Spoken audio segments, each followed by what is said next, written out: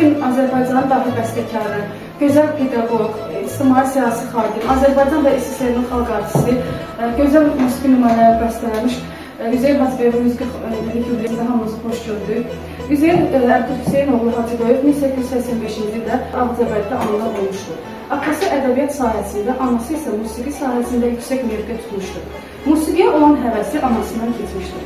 Üzeyir Hacıbəyov 7 yaşındaykən tarda və kamançada yaxşı ifa edirdi. Muğam oxuyurdu. 1897-ci ildə Şuşada olan 2 illik Rus Tatar məktəbinə daxil olub, həmin məktəbi bitirdikdən sonra 1899-cu ildə Qori müəllimlər seminariyasında təhsil aldığı müddətdə o pedaqogika, rus dili, riyaziyyat, təbiətşünaslıq, rəsm və rəsm xəttdən nümunəvi sınaq təhsilləri aparır. 1804-cü ildə seminariyanı bitirdikdən sonra Bakıya qayıdır və Hadrut kəndində müəllimlik fəaliyyətinə başlayır. İbtidai sinifdə dərs deməklə yanaşı o, şagirdlərdən ibarət kollektivi təşkil edir. Sonralar bəstəkar Bibi-Heyvətdə Səadət məktəbində Azərbaycan və rus dili, eləcə də nəğmə və hesabdan dərs deməklə məşğul olur.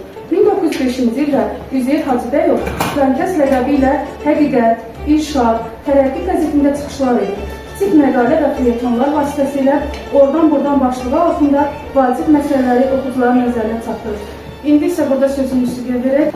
Qaragöz ifa edir məktəbimizin müəllimi Əsmaya Alpansardır.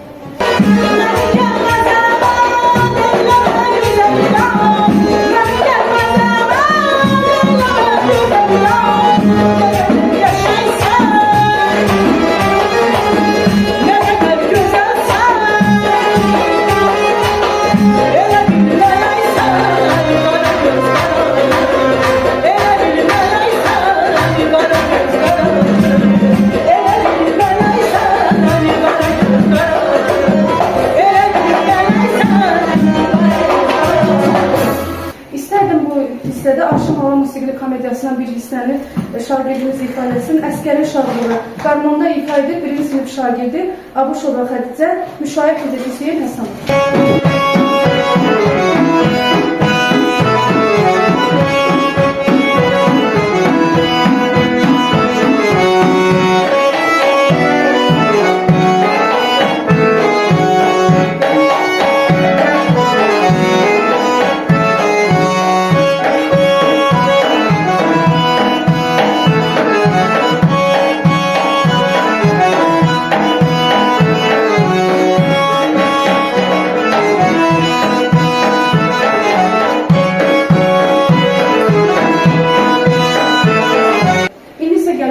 Marşını dinləyək.